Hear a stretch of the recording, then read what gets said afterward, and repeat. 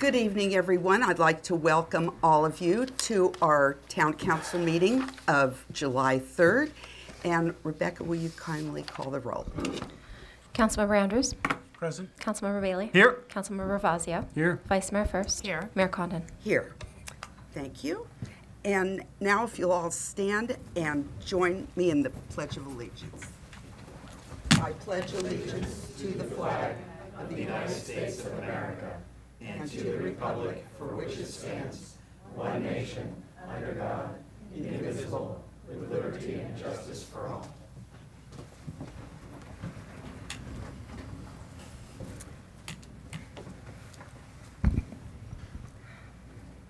Okay, this is Vice Mayor Diane First and my last meeting.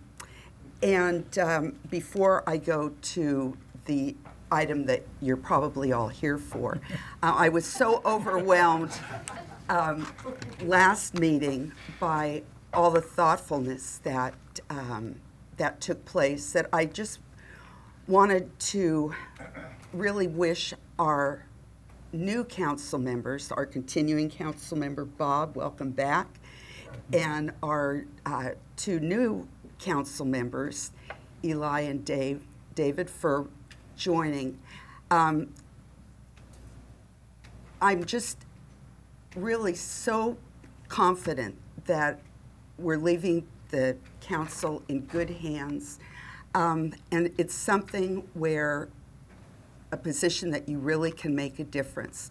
I know I've served for now 16 and a half years, and in looking back, when I think of things that were just kind of daily things, like the new logo that I worked with Rick Strand on to symbolize joining the east and the west side of town. Things like getting it's covered up, but we got an award from the federal government for getting out of a lawsuit for not having a certified housing element. Things like Tunnel Lane, that Menke Park was owned by the county, and so I had the opportunity to make a deal with Steve Kinsey, who was supervisor then, for a lunch and $1 to deed over Menke Park and part of Tunnel Lane to the town.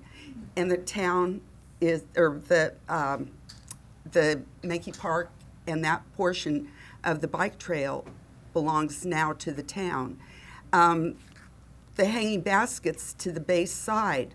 There were some of us that were always a little bit provoked that the base side didn't have the wonderful hanging baskets. They were all over here. And so our dear late Beth Benz and I went to Carolyn Larson, who really owes or is owed so much credit for starting the hanging baskets. And we said, why can't we have any? And then we talked to Kevin Kramer, and now the Bayside has the beautiful hanging baskets. But what I'm getting at is that David and Eli, you really have the opportunity to make a difference. And I thank you ahead of time because I know you guys are going to do a super job. And just keep ahead of things. If they ain't broke, you don't need to fix them, but be proactive in continuing the town continues the way it is. So I congratulate you both and thank you in advance, and of course Bob too. So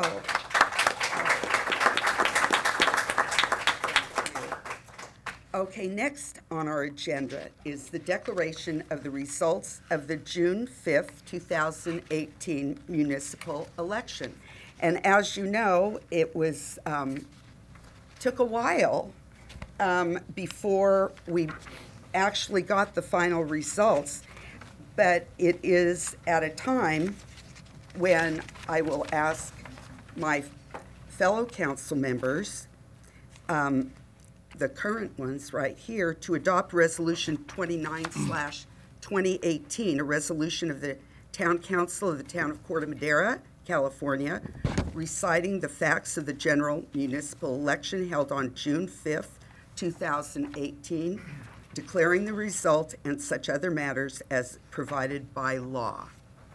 And can I ask for a motion? I'll make the motion. Do we need to ask for comment on all this, or do we have to go through the normal bit? No? You're taking an action, so you want to, if anybody, Okay. to the merits of declaring the election. Any input, any comments from the public?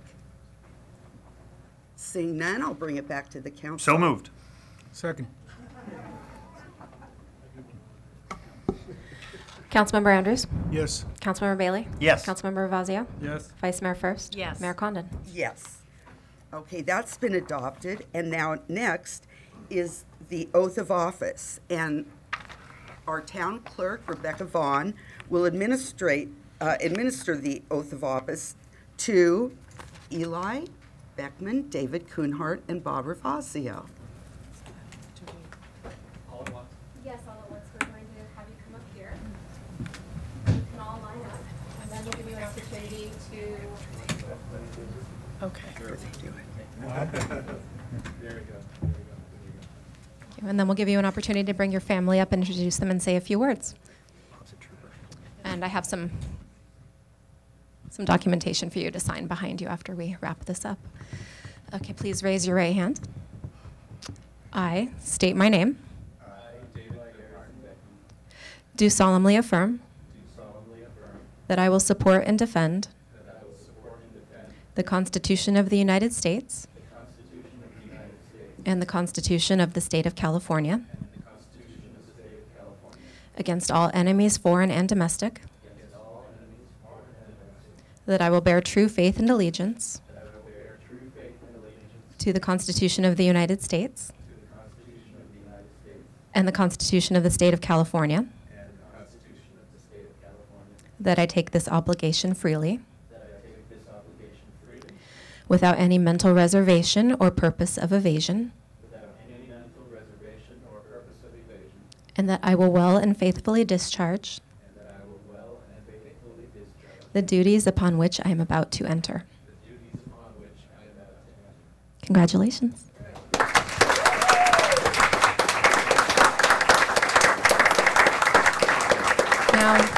Now,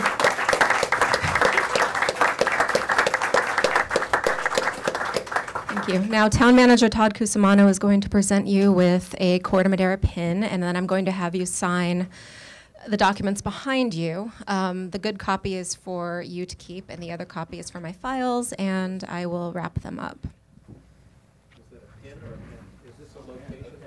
Is this a location beacon? Microphones. GPS system.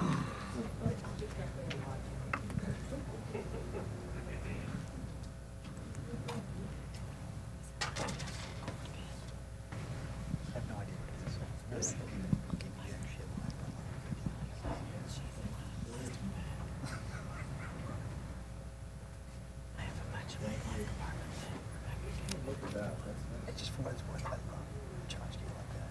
I would like it, but I'll ask Rebecca for no years. If she doesn't have one, I will ask you if I have an extra. What do you think? Okay, plug it in. This jacket's full of holes. I would definitely like one of them. I don't want. I don't know. Man. It's nice to have. Sounds like a good one. Making it.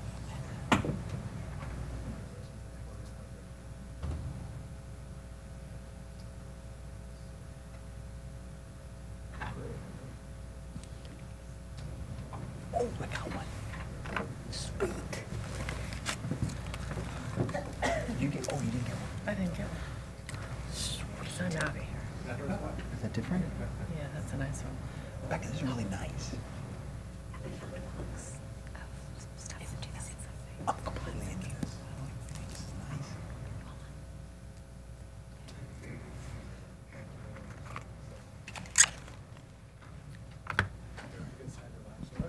Slide in here. Yes, and I'll finish filling it out while the meeting's going on, but just signature of person taking oath on both pages. Congratulations. I have no recollection of this whatsoever.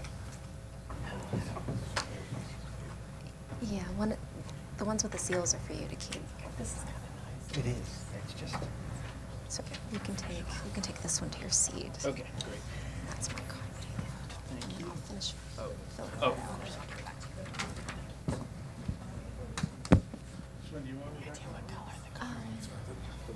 out. I still have to finish filling it out. So you keep this. I'll take this, and then I'll take both of these and give it back to you after the meeting. Or whoever did it. They look good. Thank you. Thank you. Oh, thank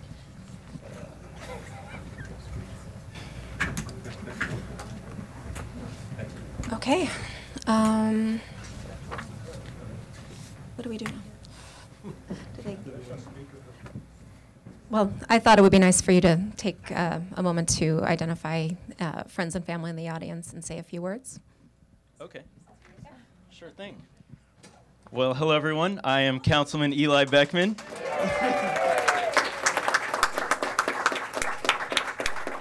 Thank you all for coming out tonight. So many really fantastic members of our community.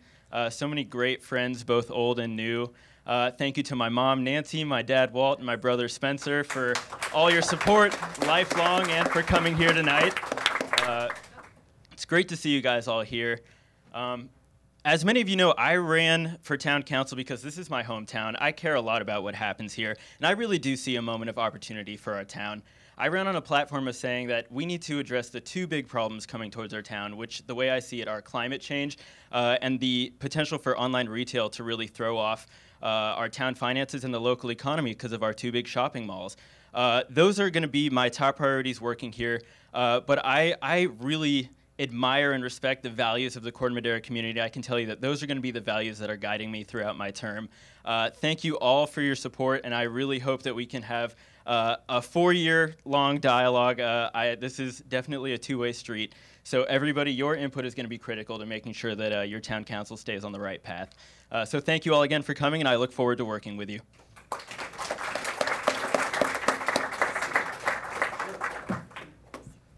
Thank you. I didn't know I was going to get to speak. But I just want to thank my family and all of you and tell you how great it is to be back. This is actually the first public meeting I've been allowed to attend. Thank you. Thank you very much. It's literally been 2.5 months, and I haven't been in anything. This is going to be my first meeting, so give me a little break if I screw up or anything like that, okay? But thank you, and I'm really looking forward to serving for 4 more years. Thank you so much.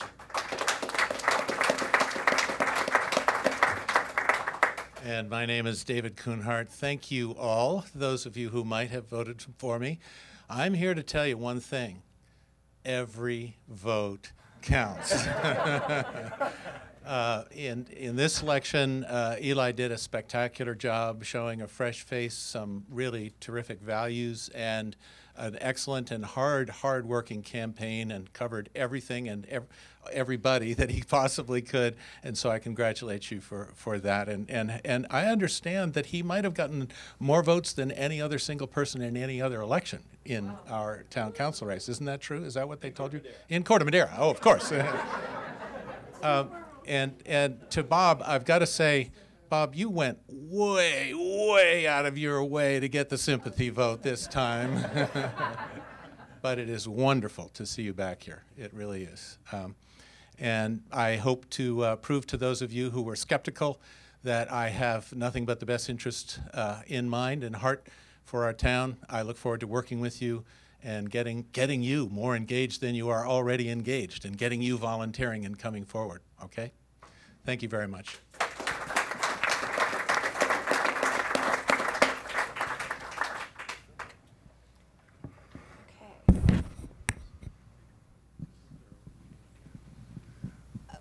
We thanked them at the last meeting. We did, okay. Oh, we had a huge party.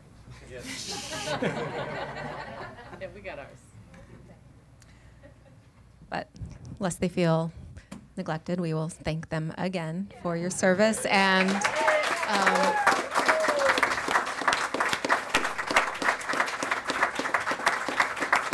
at least we have another opportunity to thank you and give you all the appreciation, and hopefully you will stay for the next item.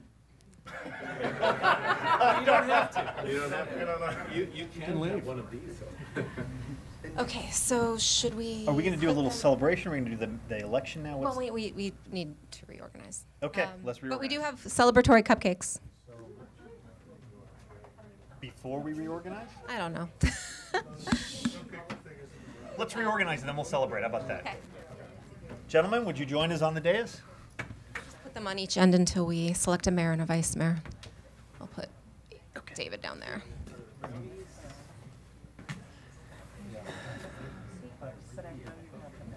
Wait, so we'll have everybody up here? No. Know who to put here. Oh, just it doesn't matter. It's just seats. Who cares? Okay. Sit wherever you want. David, pick a seat. Doesn't matter. Just chairs. They're just chairs.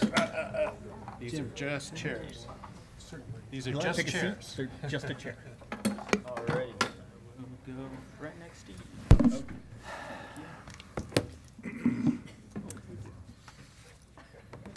Rebecca, should I begin or do you have a way to present it? I think you should begin. Okay. Well, Thank you, the, everybody. The next item is the Yes. reorganization of the town council and the selection of the mayor and the vice mayor. So we will open the floor to nominations. Okay, well, let's just chat for 1 minute, if you don't mind. Let me thank everybody for coming. We love you all. As you may or may not be aware, the town is now mayorless. The first thing we do when new council members get elected is that we then, amongst ourselves, the 5 of us, decide who becomes mayor and vice mayor. And the other thing you may or may not be aware is that the 5 of us are constrained by something called the Brown Act, which means we have not been allowed to discuss this with each other. So there's a bit of awkwardness here. Often, it's a sort of thing that one might like to have lengthy discussions with so that we simply sit up here and roll on, but we are prohibited from doing it. Any decision of this council has to be done in open public hearing, and the information which we receive has to be available to all of us at the same time for the public to comment on and for us to consider. So with that, gentlemen, we should have a... Yes, David? We've decided to rock, paper, scissors. So, I do have a nomination if you. but can we just, Keep going. okay, going. so let me just give for a benefit of the group here. In Marin, there are no towns that elect the mayor except for San Rafael. All of the towns in Marin do what we do, which is we elect the council, then they among themselves decide whom it is. As a practical matter, the way that all the towns in Marin commonly do it, but not exclusively, is that they simply take turns. It's a question of seniority and a question of, you know, a variety of other things, but it's rarely a hotly contested issue. But it's open to discussion and we can decide as we'd like. So I have a suggestion how we might proceed, but if anybody would like to make a comment first, please go ahead. Well, I have a nomination to suggest. Okay, we'll get right to it.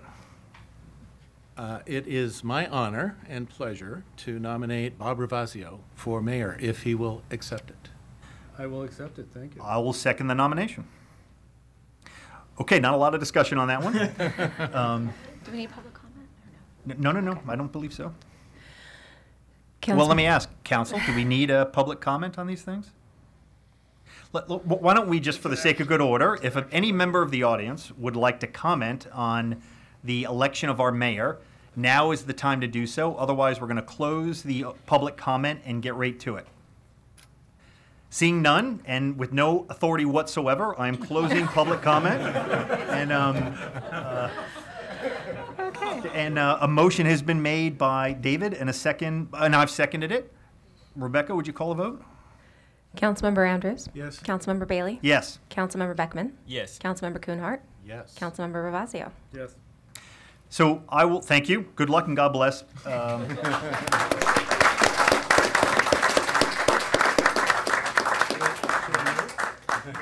I wouldn't bother, but you can if you like, Okay, obviously. no, If you can. Just give me the, yeah. Oh. They're just chairs. Just chairs, okay, we'll move next time. Well, thank you so much. This is really a great honor, and I look forward to serving with all of you and the town of Corte Madera. Thank you so much. I really appreciate it.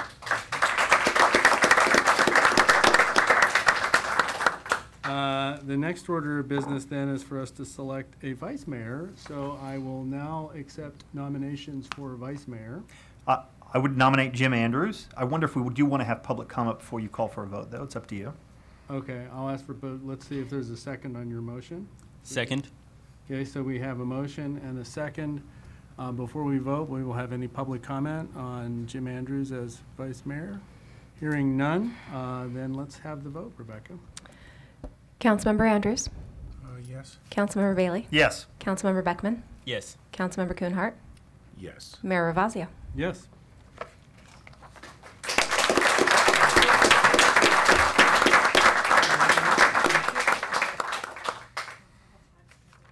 Oh, you do? Just in case. Can I keep the one that has What are we doing another now? label for myself? Oh my God, you had all these. So you had 50 Well, do you name want to do tags the made up? presentation first? Hey, Bob, can I make a suggestion? Do you want to do the presentation and then we'll take a break and celebrate life, the universe, and everything, and then come back and finish the agenda? Presentation, Citizen of the Year. okay.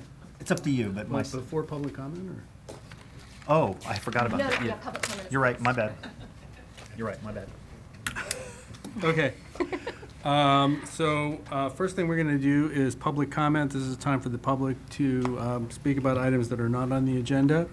If you'd like to do so, please come up to the microphone, and we ask you to try to keep your comments to 3 minutes. And we were going to have a presentation right after that. So is there anybody who would like to speak? Yes, sir. Mr. Bundy. Bob Bundy, Golden Hind Passage. I don't know if it was Todd or Peter or one of the council members that were responsible for it, but somebody got Caltrans to get off their butt and get out and cut down some of the dead trees at the Tamalpais. Okay, nice work. Thank you very much.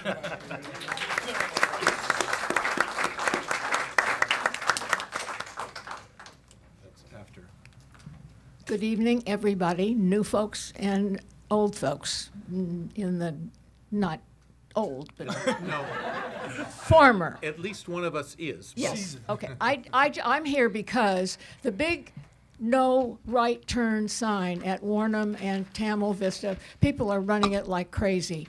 And yesterday I was first in line to make the right turn.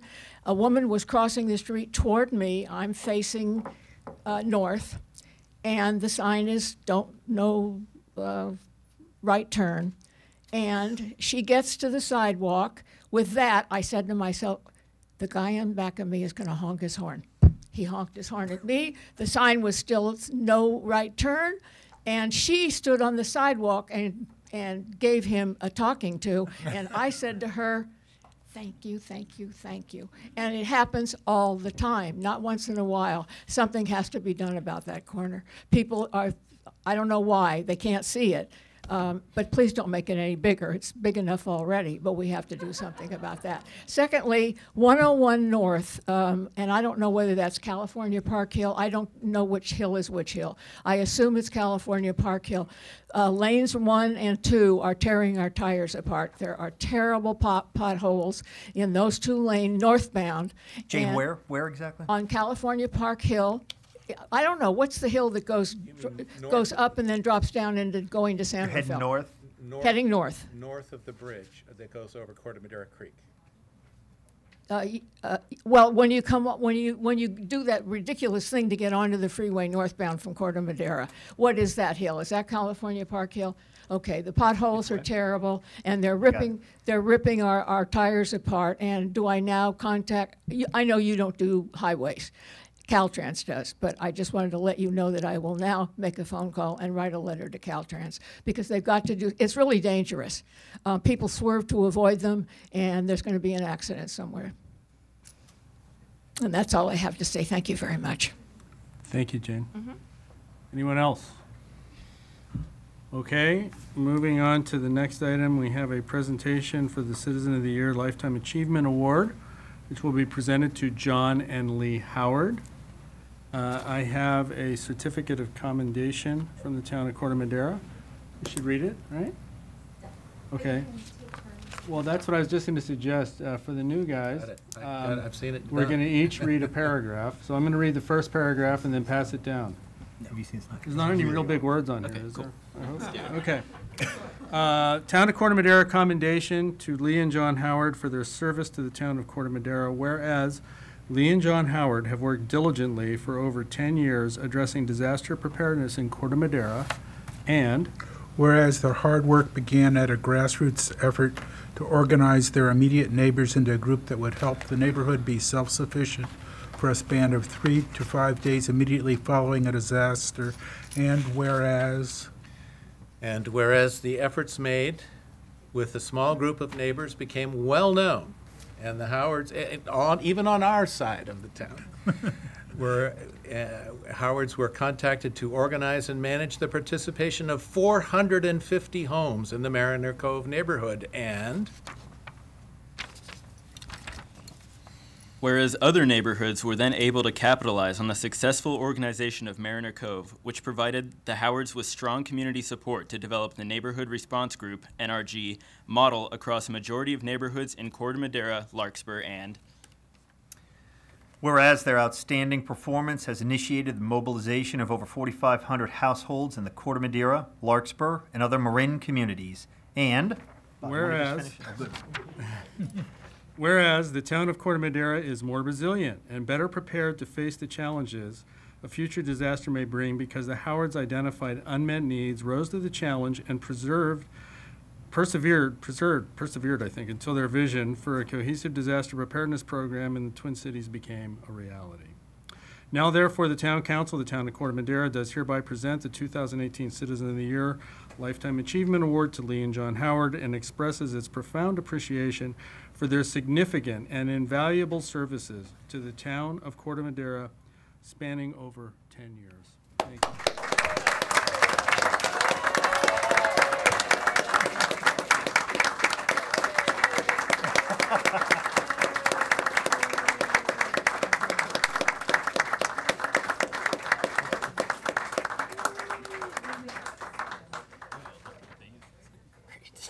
Who did those? I think fun. Super fun. okay, signs up, everybody, signs up.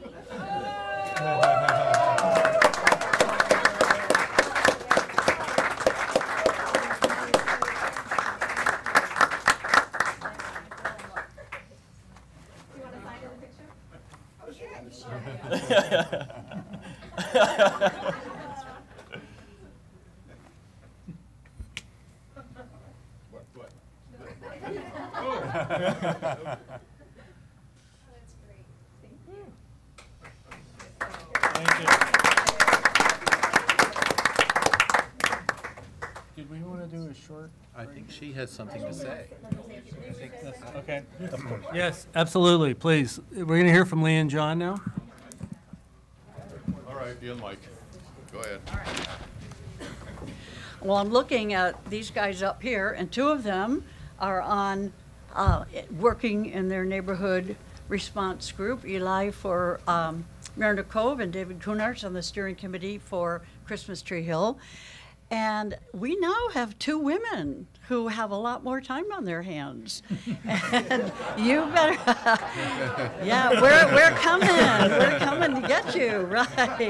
Right. Thank you. We thank you sincerely for this award. We're very honored and humbled to receive it. No accomplishment ever takes place with one or two people. We brought the ideas, and many, many members of the neighborhood response groups did all the heavy lifting. They really did. They put together a program that, as you said, would cover 4,500 households. We value each of those members of those NRGs, as well as our advisory committee, who has stuck with us all these years. We really appreciate Todd Cusimano. He came on board and he said, oh yeah, we're raising disaster priority way up to the top. And he has stood behind us with support and money, and we so appreciate that. Town Council said yes to the money. The Central Marin Fire and Police have been right with us. And Corte Madera Community Foundation, we owe them a huge thanks also. So the goal was, and still is, to have residences prepared for a disaster. If you've read the news this week, fire and earthquake are still there. So anybody who's here and not involved in your NRG, just let us know.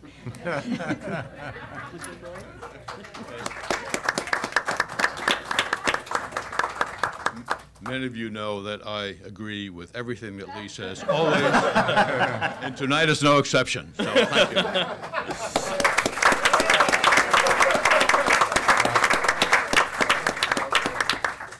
One further thing, Lori Rice is here tonight, our successor. Please stand up and wave.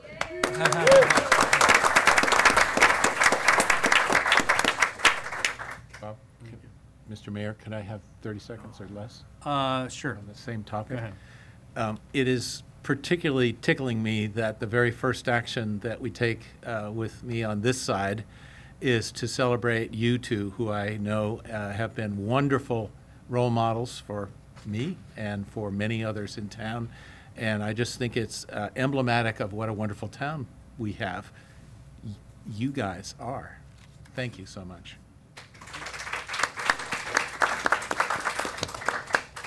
Did you want to take a break and have refreshments? Was that the? There are. We can celebrate everybody and the new councilman. Okay, why don't we take 5 minutes? Because we do have a couple of business items to cover, so we're going to take a quick 5-minute break, and everyone can say hello and thank you to Diane and Carla and Lee and John. Thank you.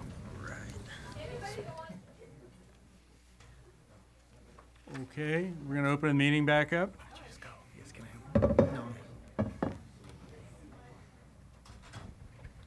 We're all set? Okay. Oh, I can hit the camera. Consent calendar, item 7. The purpose of the consent calendar is to group items together which are routine or been discussed previously, do not require further discussion. They'll be approved by a single motion. Any member of the council, staff, or the public may request removal of an item for discussion, and rescheduling of the item will be at the discretion of the mayor and council. Are there any changes or adaptations on the consent calendar? Move the consent calendar. I'll second. Okay, so that was a move of approval of the consent approval, calendar. yes. Okay, and that was a second, okay. We have a move and a second. Any questions, discussion? No? Okay, Rebecca? Councilmember Bailey? Yes. Councilmember Beckman? Yes. Councilmember Kuhnhart? Yes. Vice Mayor Andrews? Yes. Mayor Ravazio? Yes. Okay, thank you. We're going to move to item 8.1, public hearing, consideration and possible adoption of resolution number 32/2018, increasing the maximum rate that may be charged for the delivery of solid waste collection and recycling service by Mill Valley Refuse Service, Inc. Report from Todd, the town manager, and Rebecca. Okay. Thank you, Mayor, members of the council. Well, congratulations. Your first action is to consider a garbage rate increase. So you're We lucky. Please don't hold me accountable to that. Made my week. So as your staff report states, staff received a letter dated April 1st, 2018, and a rate application from Jim Lavaroni of Mill Valley Refuse, detailing the current changes in the recycling marketplace that we've all heard about over the last 6 months within the county. And it's led to really a drastic increase of cost for disposal of recyclable materials, and it's contributed to more than half of the requested rate increase, and that's part of attachment 2 of your staff report. I do want to point out that over the last 2 years, our garbage rate fees have remained flat. They have not increased. The noted marketplace changes that we mentioned have contributed to the projected overall revenue shortfall of approximately $2.48 million, or 14.93%, where recyclable materials had previously provided Mill Valley Refuse with a net revenue per ton. It's now switched the other way. A little bit of background again. On February 7, 2006, the Town Council adopted and approved a 20-year, 6-month agreement with Mill Valley Refuse, franchise agreement. That agreement superseded a February 16, 1999 agreement, and all amendments and modifications made to that agreement are attached to the report. I believe we've linked that as well. The franchise agreement established base rates that may be charged by Marin Valley Refuse. That's section 16 of the franchise agreement. That's page 29 and 31 are really the key pages for consideration tonight. The agreement provides rates that may be adjusted to provide Mill Valley Refuse with a fair rate of return based on certain increases in the cost. Mill Valley Refuse is required to submit a rate adjustment application for consideration by the Town Council. Its application, which includes financial documentation supporting that rate increase request, was submitted on April 1st, 2018 per the agreement. That's attachment 1. In order to establish a fair rate of return, the agreement defines certain costs as follows. There's really three. Allowable cost, those particular costs to which a 10% profit margin, overhead, and profit may be applied in establishing those rates. Pass-through cost, those particular costs to which no element of overhead, profit, or other cost may be applied, but may be passed through to the ratepayer. And then three, the non-allowable cost, those certain costs that may not be passed through to the ratepayer. I wanted to point out a notice of public hearing notifying all interested parties of this proposed rate increase to be considered by council tonight was published by the Marin Independent Journal according to publishing requirements. It was once on June 20th and again on the 27th. Information regarding this rate increase and public hearing was also included in the town newsletter on the 22nd and 29th with all attachments to the staff report. We really try to get the information out there a little bit early as it's the summertime. R3 Consulting is going to give us a presentation in a second, but I stole a couple of their slides that I think are helpful in evaluating this rate increase. Again, that has remained flat over the last 2 years. And it's to compare ourselves with the others. Well, where does Corte Madera stand? We all have different franchise agreements. We all have different requirements. And so I think it's good to have a comparison. And so if you look at page 3 of the staff report, again, this is R3's information. We are increasing. Originally, it was in the 14% range. With the analysis by R3, it's lowered a percentage point, and we'll talk about that. But Corte Madera is seeing one of the lowest increases amongst our fellow partners within the Mill Valley Refuse oversight. On page 4, again, 2 more slides. R3 did a comparison of the 32-gallon rate summary. And again, if you look at the 11 jurisdictions that fall under Mill Valley Refuse, 1 being the highest rate increase and 11 being the lowest, we rank 9th. And so you can see our comparisons there to the others. And the last one, R3 did an analysis of where Corte Madera rates for 30 to 35-gallon containers throughout all of Marin County. And again, you'll see Corte Madera ranks in the bottom 3 or 4 of cost to our residents. So that's kind of an overall analysis where we stand. The fiscal impact per our franchise agreement, again, it's a 20% rate. We would see an approximate $100,000 increase to our general fund. And based on the analysis of R3, the application by Mill Valley Refuse, staff has reviewed all documents and is requesting council consider approval of this increase. And I'd be happy to, I think R3 Consulting Group, Emily Ginsberg and William Schoen are here, and I'd ask them to come up and give you a brief presentation. And we also have Jim Lavaroni from Mill Valley Refuse, who is also available for any questions should you have them. So thank you.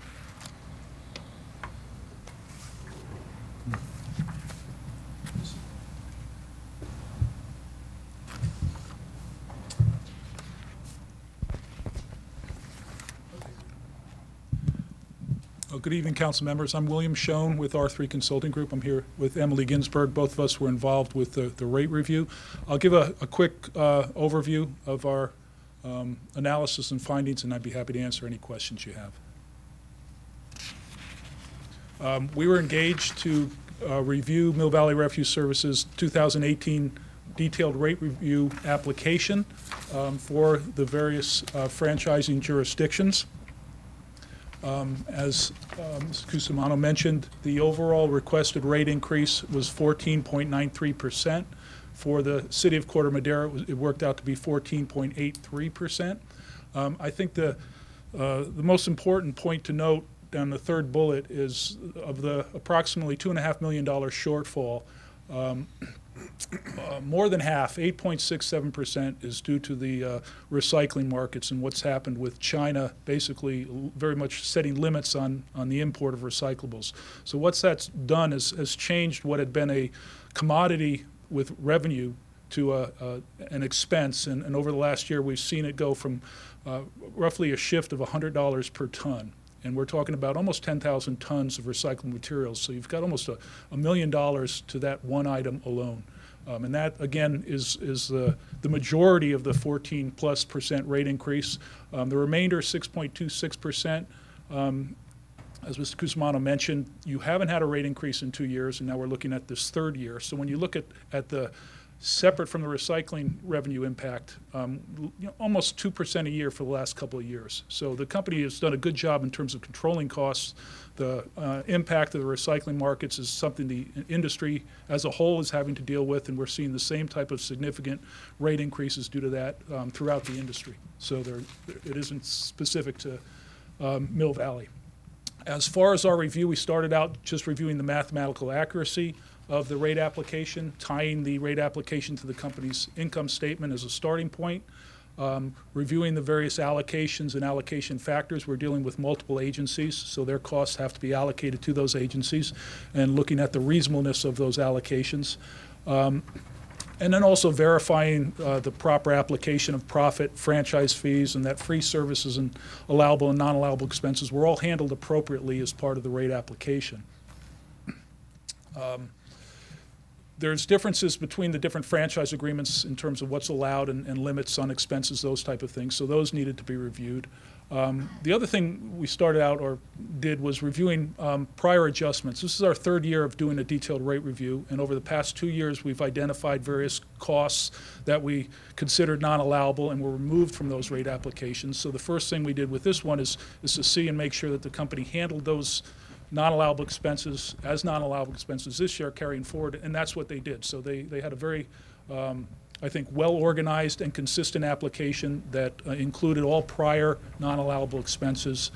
So as we move forward, we're seeing less and less in terms of items that are non-allowable because they've already been accounted for in the application.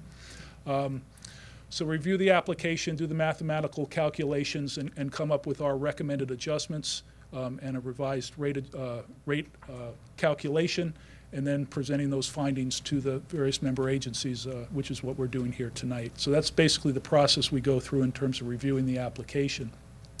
I'll just briefly go through some of the adjustments. A small adjustment to legal fees, a small adjustment to penalties. We reduced the fuel expense adjustment.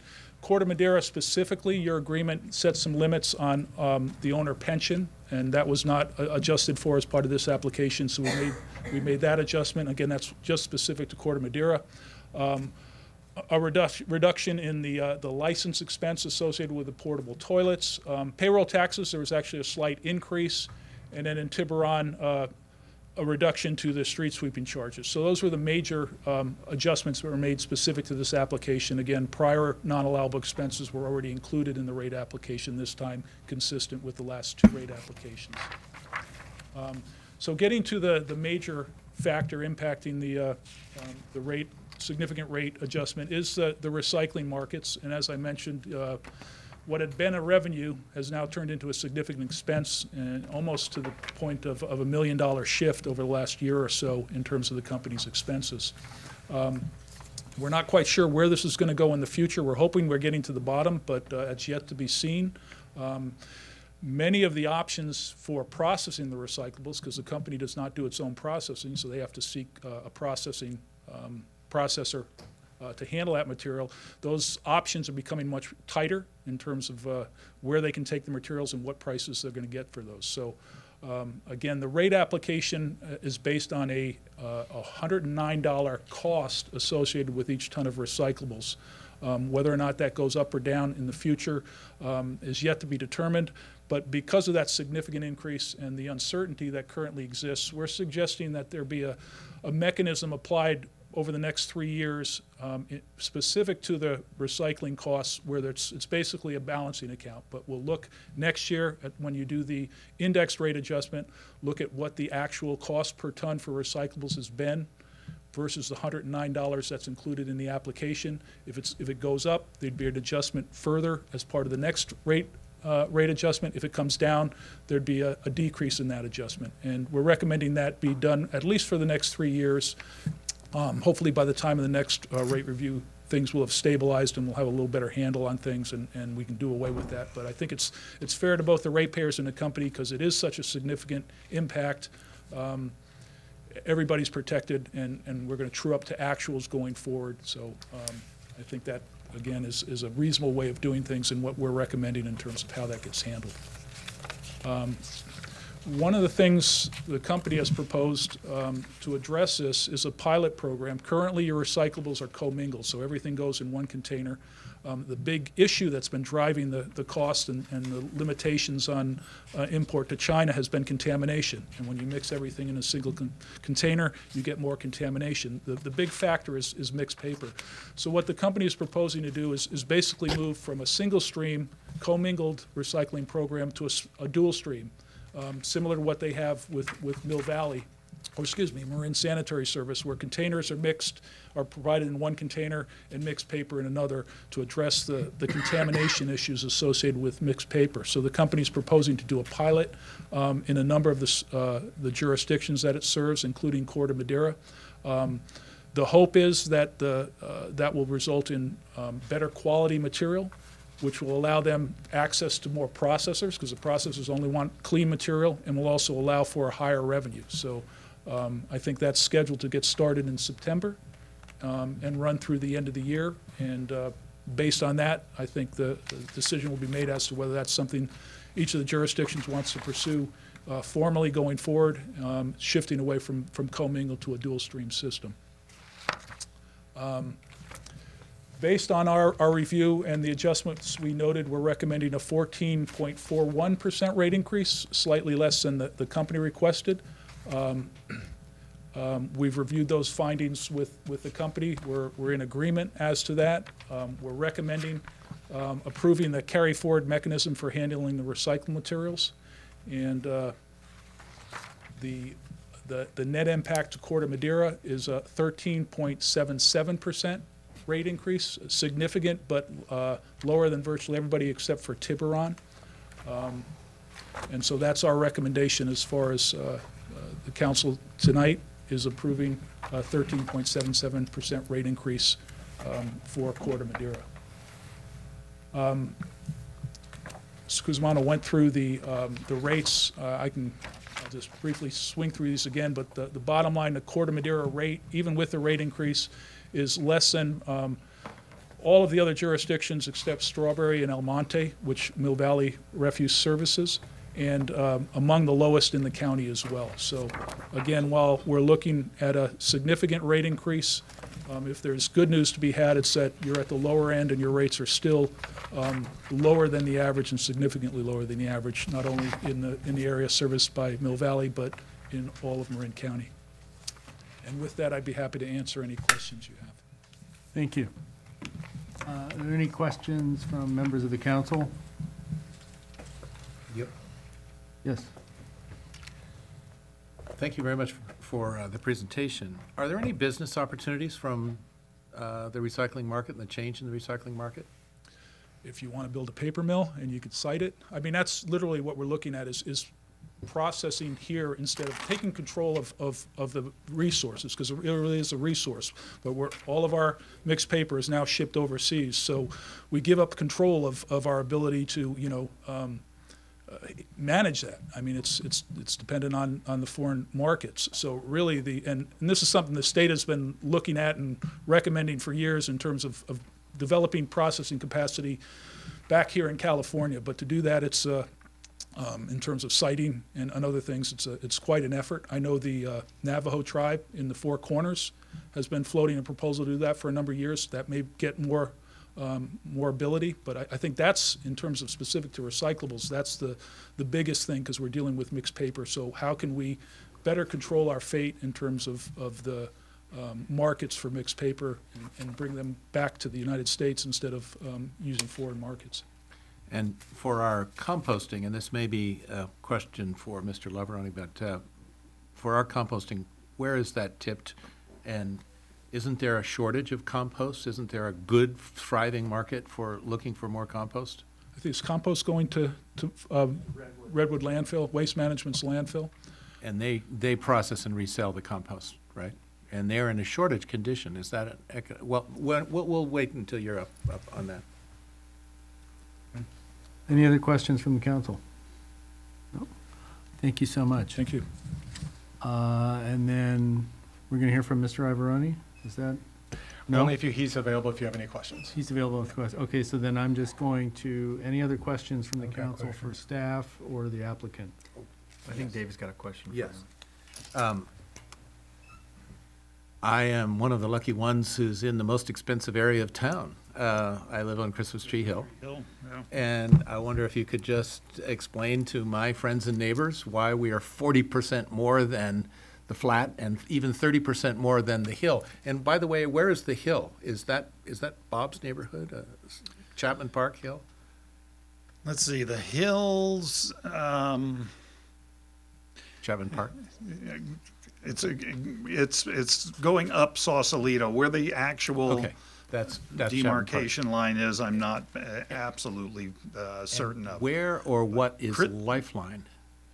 Lifeline is for people who are have a financial difficulties. Okay. PG&E provides something they call the Lifeline rate, and we offer that.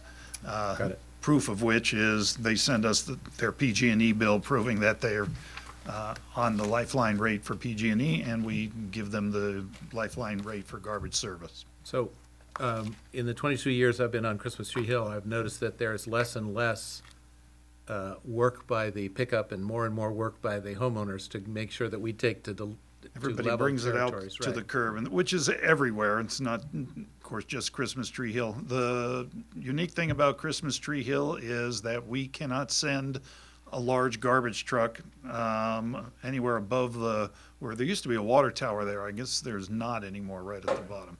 And so all services, compost, recycling, and garbage have to be done in a much smaller kind of truck, and it's just a little less efficient. And that is the sole reason for the extra expense.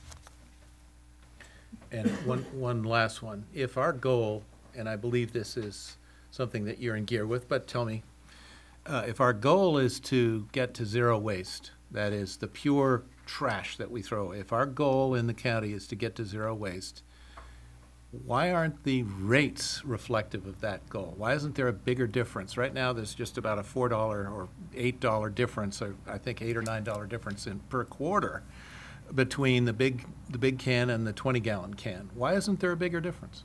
Well, in perspective, going back to when AB 939 first started in the 90s, where the first goals were set, it was supposed to be 25%, I think by the year 2000, and 50% some years later. By the standard then, we used to have people with much bigger cans and multiple cans.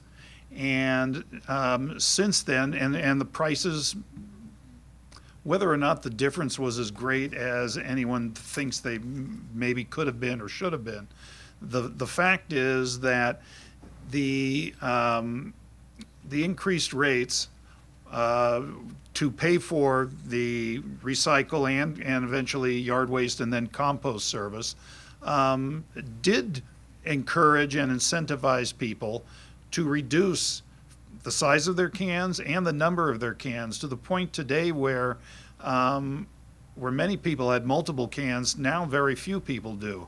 Where many people had 45-gallon cans, many fewer people do.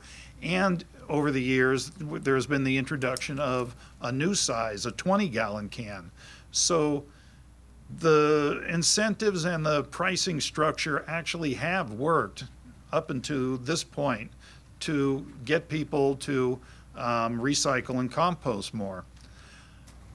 Personally, I think not just personally, but the industry is seeing some drawbacks at this point about going any further with that.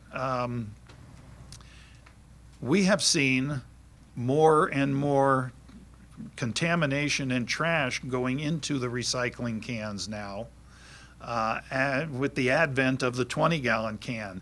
And I'm not so sure that making a price differential, greater price differential now, will succeed in getting people to recycle more. I don't think the problem is people needing to recycle more, because I don't think there's that much lost recycling in the trash cans right now.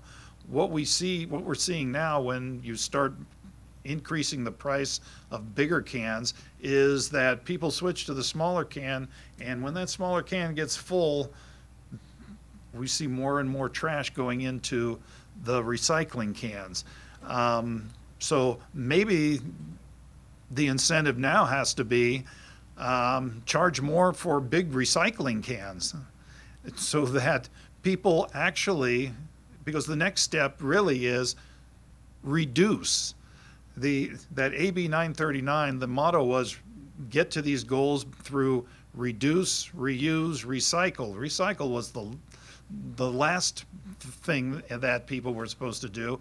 Instead, it was the only thing that people did. There has been little reduction in what we actually purchase and you know, what we actually purchase. So there has not been that great of a reduction in the trash. So that is really what needs to be addressed at this point. It's our buying habits, and not really whether the garbage can is, the bigger cans are more expensive.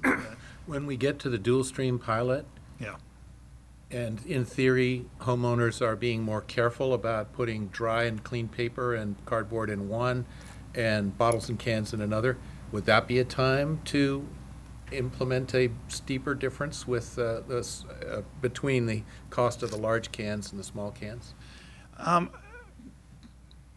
It'll be interesting to see what happens with the dual stream. We're hoping to see a lot cleaner streams going forward with that. But in conjunction with that, we're also going after everybody.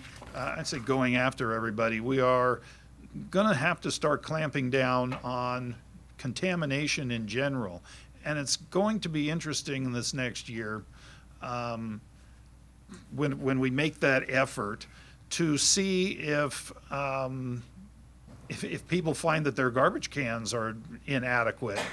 And if that's the case, then they start having to take some of the garbage out of their recycling and put it back in their garbage cans. Really, that's what's going to push people, I think, to change their buying habits. I really think right now it's about buying habits now, and not so much about willingness to recycle. To sum up, way back in the 1990s, when we wanted people to recycle, there needed to be incentives to recycle. I'm not sure there needs to be incentives to recycle. I think Corte Madera residents recycle a lot. Our trucks are full. All of our recycled trucks are jam-packed. So it's not getting them to Are the recycle. green cans getting filled with green cans too. Food waste as they should be? Whether there's enough food waste going into green cans is another question. That's something we may need to tackle.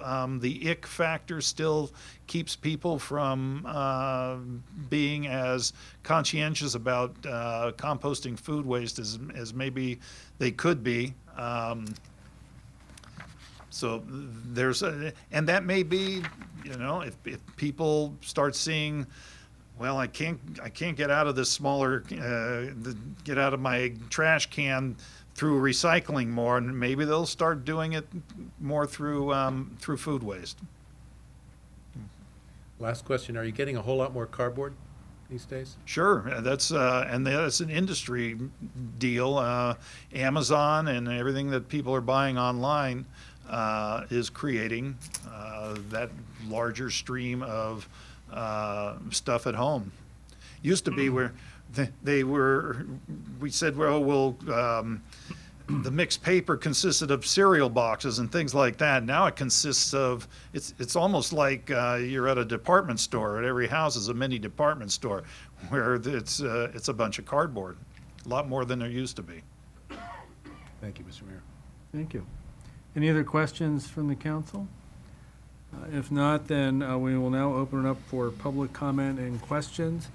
If you can come to the microphone and please just state your name for the record. And if you can, please try to limit your comments or questions to 3 minutes. Thank you very much. Bob Bundy, Golden Hind Passage. Looking forward to the pilot project and see how that works. I think Jim is right. People do a lot of recycling. This has been my observation. What they don't do is the kitchen composting, and that's why they're still with 32 or 45 gallon cans, is they're not incentivized financially to do that. I have done that for the last couple of years and legitimately gone to a 20-gallon can without contaminating my recycling bin. So I think the idea of maybe penalizing people that do contaminate the recycling bin in some way, I think that's done other places, would be something to look at. But I do think, and maybe Mr. Schoen could answer the question, is if you create enough financial incentive for people to go to smaller cans, do they go to smaller cans without creating contamination elsewhere? The other issue that I think we should change on the contract, and I've brought this up in the past, is it's still on the books that residents of Corte Madera can request Mill Valley Refuse to come 4 times a year and pick up 3 cubic yards, which is over 20 regular 32-gallon cans of anything that they want to toss out of their house. It used to be a regular quarterly pickup that was scheduled. Now that's called, and so I think there are fewer people doing that. But when they do, I see a lot of things that are out there on the street that are getting hauled away for free, many of which could be recycled, donated, sold. And I think that free service should be eliminated. That should be a paid service. That would help maybe potentially reduce the actual rate by a few cents and have people that request that service pay for it. Thank you, Dr. Bundy. Anyone else? Jean Greenbaum, Casa Buena Drive. I strongly agree that buying habits is what, we keep looking at the wrong thing. And we have 2 huge malls with national companies in them. And if we incentivize those corporations to start controlling their packaging, because people are going to buy what's in the stores to buy, and they're going to buy it in the packaging that's provided to them. They have no control over that. So I don't know what the town can do. I don't know how much authority we have to do that. But if we start sending a message to companies to stop over-packaging their products, Amazon over-packaging their products, and put some, I don't know if we can have regulations. But this isn't, this is like the third rail here. We've got the disaster preparedness. We've got,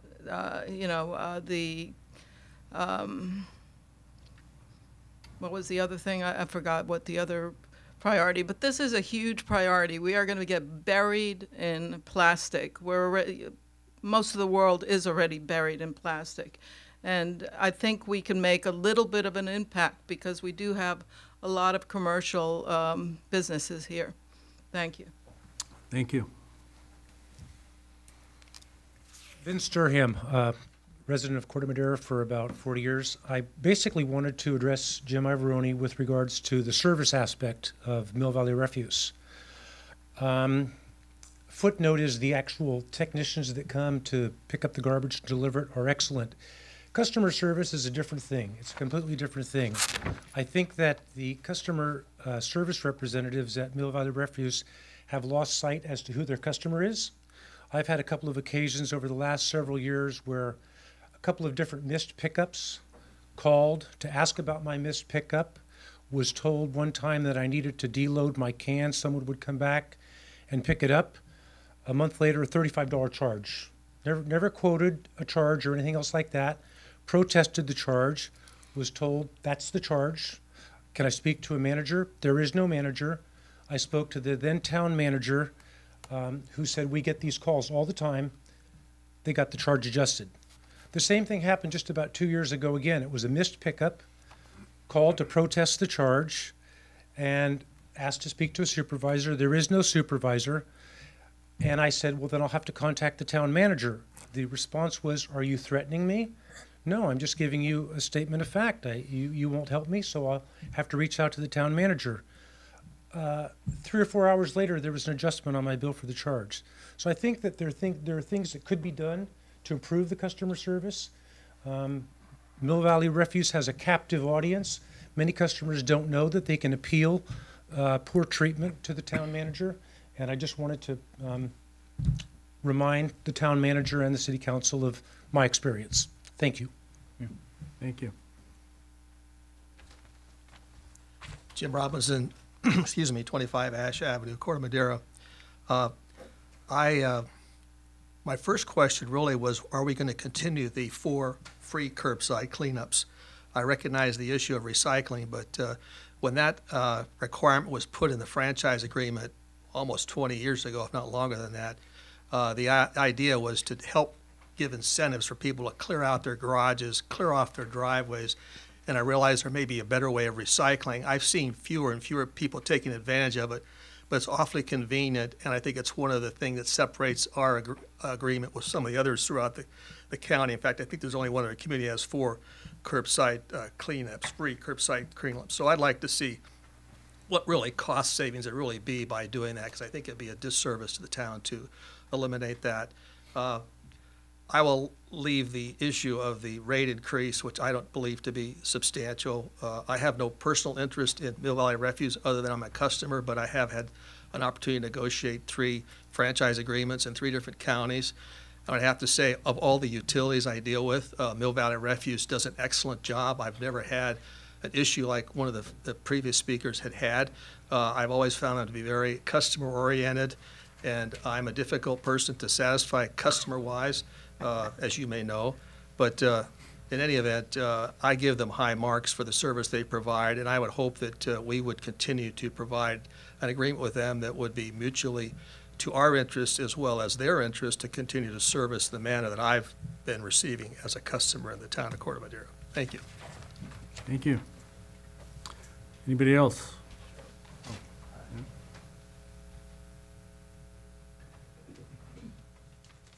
Good evening. I'm David Hyams, Enterprise Drive. Happy 4th to you all. And congratulations to the new members and returning member. The proposed increase is a hefty one, but we have no choice but to pay it, thanks to R3 for going through the numbers and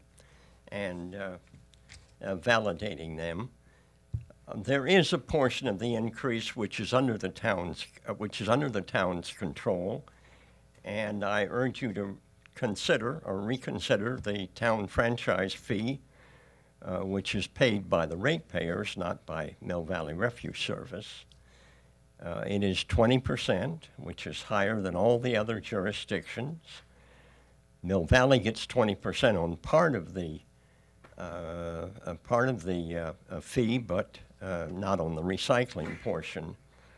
The other jurisdictions take all the way down to 2%. I'm kind of irked why a decision in China contributes a $100,000 windfall to Corte Madera. It's, I imagine, unexpected found funds that haven't yet been put into the budget. And I'm going to suggest that you might want to consider not applying the franchise fee for the amount of the increase in fees, reducing the franchise fee to 10 or 15%, or perhaps going to a flat rate. The town overwhelmingly supported your recent increase in the sales tax, which you presented to us with full underlying justification. The proposed increased take from the franchise fee has no justification other than your good fortune. So please consider looking at this franchise fee. Thank you. Thank you. Any other comments, questions? Okay, then we will close public comment. And we will bring it back to the council for discussion and a possible motion. Who would like to start? Anyone? Just very briefly, my thanks to the gentleman from R3 for a diligent report. Thank you for that, sir. And also thank you for your comments, and to the speakers who provided their smart comments, and we appreciate them. It doesn't seem, well, let me ask one question. Maybe you guys can explain to me, or Todd, or somebody can, which is, my understanding is that the rate increase is intended to offset an anticipated cost to the town, or to people of our town over the upcoming years. Is that right, or is that not right? We don't expect our costs to increase either? Yeah, so the franchise agreement is 50 pages. Yep. It's highly complicated. I think when you do a comparison of, I think when you talk about the 20% rate, how do we compare with other agencies? I think some of these charts that you have in your staff report speak to that. The franchise fees are based on our street impact fees and to provide a service within the town. So cost will always go up, but the actual, the cost for us going up is to our streets. That's going to constantly go up. I will point out that on our street impact fees in 2007, when this agreement was formed, it was at 10%. It went up 2% every year thereafter until it reached 20. It reached 20% in 2011, and it stays at 20% for the remainder of the 20-year contract. So I think the council also has to take that into consideration when we consider those fees. It's not increasing at any point moving forward. We do have the option to lower our franchise fees at any point. I would recommend that you not consider that at this point. We may want to in the future, but right now, costs are rising. There's a lot of streets, there's a lot of impacts to our streets. But the concept here is offsetting the anticipated burden on our streets. Absolutely. And that's anticipated to continue, obviously, and this is kind of our chance to begin to recapture some of that additional cost to the town, right? That's correct. Okay. It doesn't seem controversial to me, but if you guys have it in perspective, go ahead. I'll make a motion unless somebody wants to talk about something. I'll second. Well, but go ahead, obviously, sorry. Do you have any? You can go first. If we were to suggest a change in any part of this agreement, such as eliminating the 4 times a year mega pickups, or eliminating 2 out of them, first of all, do we have the ability to do that, or what is the stack of contractual arrangement through this agreement? Is that just off the table for us to talk about, or is it something that we could move on? And if there were to be a, let's say, I understand that they do pickups for a lot of different towns and there are multiple town considerations, but if we're to move towards some solutions that really do incentivize zero waste, what's the mechanism for us to have that conversation really beyond our borders, with ourselves and beyond our borders? Yeah, well, we have a great relationship with Mill Valley Refuge, so they're always willing to talk to us about ways to cut costs and do things better. And so some of the comments tonight, we will discuss that over the next year. I think it would be for next year to consider, but you give us some time to work on those things. But we also have a good relationship with our partners in Marin, and so I think those are things that are always on the table. It's a much broader discussion. It takes a lot longer to get to that type of agreement, but I think there's some specific points within the agreement that we can always discuss with Mill Valley Refuse. But I think there's a grander issue at hand here over the coming years that we're all going to have to grapple with, and so I do see that happening amongst the city managers. We have a group, and we are going to approach Mill Valley Refuse and work with them as they do us. So, but I see that as a 1 to 2 to 3 year conversation. If there's specific points on the 4 times a year, I think we can certainly cost that out and see what that savings would be. For next year, I could also, in the future, run some comparisons of what it would mean if we reduced our franchise fees by 1%, 2%, and so the council has that information. So I will do that next year. Again, these increases take effect immediately, and so the longer we wait, if there is an adjustment to our residents, they're going to see that in one payment in the next 3 months. So we want to declare as soon as possible to our residents what that increase is going to be. So. I can just add to that, I wouldn't make any change in the number of pickups tonight, because that's the kind of thing that needs public notice. I mean, because that's going to get a lot of attention, and we need to give the public, I think, the appropriate time to respond to that. So I wouldn't be comfortable making that kind of change tonight without notice. Yes, Mr. Andrews. I agree to not change the number of pickups. Also, I'd like to see some sort of analysis done about if you do reduce the number of pickups, how much illegal dumping you're going to get.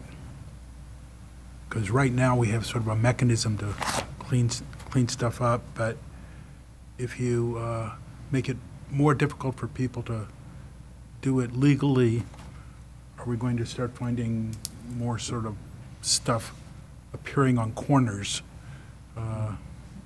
which has been a problem in certain parts of town? So. Anybody else? Yeah, I too would like to thank R3 for their thorough analysis and report and for helping us revise down those rates slightly as appropriate. As everybody said, it is really a tough dynamic vis-a-vis China and how their domestic policy has totally upended recycling markets in the United States, and it's really turned Mill Valley Refuse Services business model on its head. So we are really in a bind there. Given those realities, those economic realities, I think the rate increase seems fair to me. But I think we've all been touching on really important discussion that I would like to see the town examine deliberately at a later time, which is how do we advance towards the critical goal of achieving zero waste. And I think a lot of what we've touched on tonight is going to be a factor there. I think we're certainly going to be partnering with MVRS in achieving that goal, and we're going to have to examine, I think, I would love to see us set aside time to deliberately examine all the things that we've touched on tonight, like looking at these mega pickups, looking at how do we reduce contamination, or should we incentivize further incentivize composting and recycling or disincentivize garbage? Is there anything the town can do to influence buying habits? So I think that I would love to see this be agendized at a later time. Okay. Further comments, discussions, or we could entertain a possible? I'll move that we adopt resolution number 32/2018, increasing by 13.77% the maximum rate for the delivery of solid waste collection and recycling services by Mill Valley Refuse Service, Inc., effective July 1st, 2018. Second. Wait, is that possible? Yesterday? I mean, wait, no, today's the 3rd. Yes, 3 days ago. Can we adopt a resolution making something effective 2 days ago? When did they build? Yeah, I mean, the rate, there's maybe 2 days of retroactivity to the rate, but I don't know when the bills come out, but the bottom line is, the fact you're 2 days past the normal date is not going to be a big problem. It's still going to be effective July 1. Okay. The rates you establish are I going mean, to be the motion effective stands. July It 1. So. strikes me as that's the motion. Motion, and I think we still have a second. Councilmember Bailey? Yes. Councilmember Beckman? Yes. Councilmember Kuhnhart? Yes. Vice Mayor Andrews? Yes. Mayor Ravazio? Yes. Okay. Mr. Mayor, if that's the last action item, my apologies, but with your permission, I'd like to excuse myself. I have another commitment. I understand. Thank you so much. Thank you. Good luck. Good luck, gentlemen. No action on this. Thank you, Sloan. Okay, moving on to number 9, business items. Discussion and possible direction to staff regarding potential renewal of special paramedic parcel tax at the same or increased rate for submission to the voters on the November 6, 2018 ballot. Report from Scott Schurz. There he is. Good evening, council members.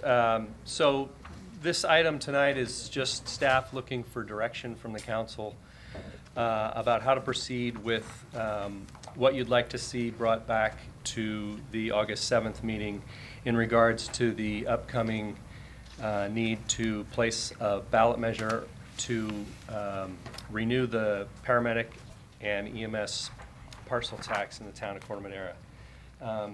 In the staff report, I outlined a bit of the history and gave you 3 options to consider, and certainly if you have a different option, bring it forward as well. This is just a discussion item tonight and direction to staff. The bottom line is that the current parcel tax that we are operating under and enjoying the revenue from is set to expire June 30th of 2019. And so we need, if we're going to extend that tax or renew it or change it in any way, we need to have the information available in August to the registrar, so to get it onto the November 6th ballot. The options available are to keep the parcel tax exactly as it is now at the same rate and just put it on for a four-year renewal, or to consider adjusting the rate upward, downward, or eliminate the tax altogether. And I highlighted in the staff report what those three choices, what impacts those three choices would have, and we're just here to discuss the issue and provide any answers to any questions you may have about it. Okay. First, we'll start with any questions from the council. For Scott? I just wanted to add a little bit more to it. Sure. I think, thanks, Chief. So as you know, the consolidation was critical of fire to moving forward with improving our services and maintaining them over the long haul. The paramedic side of it was a key part of this. And as you know, we've been delayed a little bit with CalPERS, and we're coming to a resolution, but it really slowed us down by a year. We had hoped to have that analysis operationally to come back to council of how we were going to actually handle this tax. And we don't quite know yet. We know we need it. We know at this point it should probably stay with Corte Madera, but we're hoping over the next 2 years, once the consolidation completely takes effect, that we'll have options, as the chief said, for the council to consider. And they're exciting options because I think we can control cost, we can lower cost, we can improve service. You know, in 1983, we were part of the Ross Valley Paramedic Authority.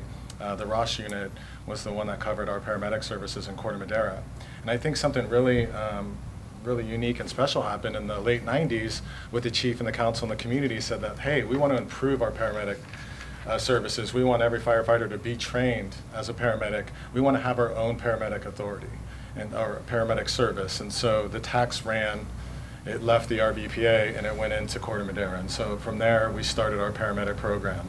It's improved ever since. With the consolidation, Chief Schertz has really improved our service. But again, it's a complicated maze of decision making. Dr. Bundy talks about it all the time. And so we really, with the mayor's representation on the RVPA board, there's a lot of discussion over the next 2 years of what we ultimately want to look like in that service delivery.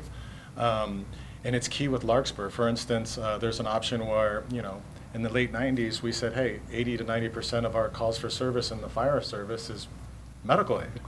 So instead of adding another fire engine, which we have plenty, we added a paramedic rig. And so there's a conversation then, what if we did that in Larkspur? What if Larkspur handled the taxing mechanism the same way we do and ran everything through the fire authority? It has opportunities to improve our service, to potentially lower cost, but we also have to do it with maintaining the RVPA because they're our partners too.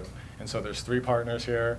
We have to figure it out. We need a couple years operationally. So really, as the chief said, as some background, instead of bringing a resolution to you recommending that you just throw this on the November ballot, we need to do that.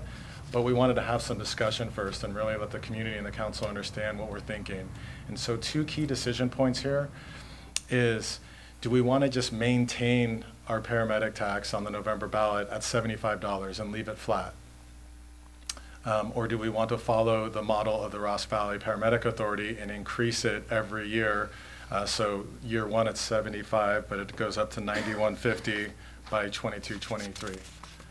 If we follow them in the same model, it allows options. Then when we get 2 to 4 years out and we decide we want to roll into the RVPA, our tax is similar to theirs. We do have options right now where we feel like we've enjoyed some cost savings with the consolidation. Operationally, we can make it work if we keep that rate flat at $75 for the next 4 years. We can do that. Costs always go up every year, 2%. So there's some modeling where we could increase it at a 1 to 2% rate, stay close to the RVPA, but just follow the cost increases as we see them in medical billing. So we have some options here for the council, and so we really wanted to give it the first look for the council and the community, see what that feedback is, if you feel strongly one way or the other with how we should handle that tax and the fee schedule. Again, for the council and the community, we've looked at all of our taxing as a whole, holistically for the community, and the sales tax was the first conversation. This is the next. We feel like within the sanitary district fee schedule is where we can flatten some cost and reduce some cost for the next few years to offset some of the increases we're seeing. we have opportunities there, but really with the paramedic tax, you have to have it. It's really important to our service delivery, and this tax maintains it. It ensures that we have it in the good times and bad. So it's a tax that we need to have. It's a renewal. The question is, do you want to keep it flat at $75 for 4 years, or do you want to increase it incrementally over the next 4 years to stay close to the RVPA if we decide as an option to ultimately roll in to the RVPA? And if you think about that, it's the consolidation discussion. Dr. Bunny's talked about it many times with us, grander scheme. If you're bigger and you share your resources, it's possible in some instances to be more efficient and save money. We don't know that yet, but we want that to be an option for our council. So with that, we'd be happy to answer any questions. Thank you. Any questions from council for staff? Yeah, I've got a question for the town manager. So you said that one of the benefits, should we decide to increase it incrementally, is that then if we decide to join the RVPA, our tax will be close to theirs. Is the benefit over that just that we wouldn't have to have a massive tax hike before? How is that a benefit, I guess, is my question. Strategically, staying close is helpful. I will tell you that costs are going up. To run the paramedic services over the next 4 years, it's increasing every year. It's just becoming more expensive. Mm-hmm. But I also want to point out that we saved some money in redundancies with Larkspur, and we were able to save some cost. And so we are positioned as a town that we have flexibility between the current rate and what the paramedic authority in the Ross Valley is going to. Mm-hmm.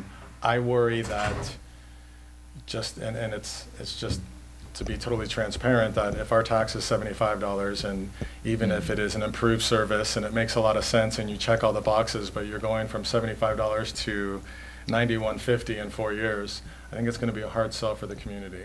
And I'm just being open and honest to say that we don't need it to increase. I think from a financial standpoint, the finance director and the chief would tell you follow the RVPA, not from a political standpoint, just from paying the bills.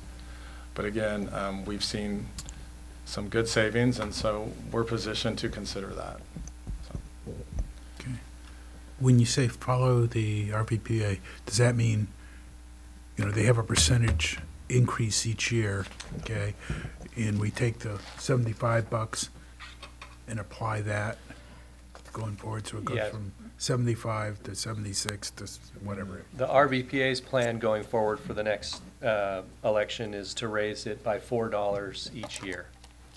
So starts at 75. It's actually 75 plus 50 cents that they used for the tax collection portion of it. So 75.50 to 79.50 to 83.50 to 87.50 to 91.50 over the course of the 4 years. That's what the RVPA's plan is. Okay, and what is your experience in terms of rising costs? Over the course of the last 4 years, our costs to provide EMS has gone up. Okay.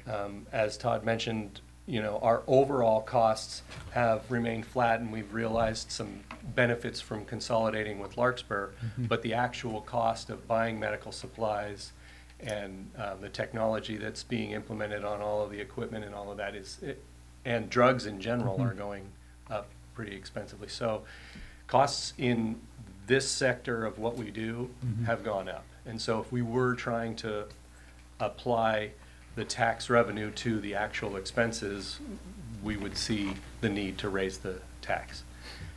Okay. Yes, David. Chief, with all of your experience in this, would you see that further consolidation could get us to further savings?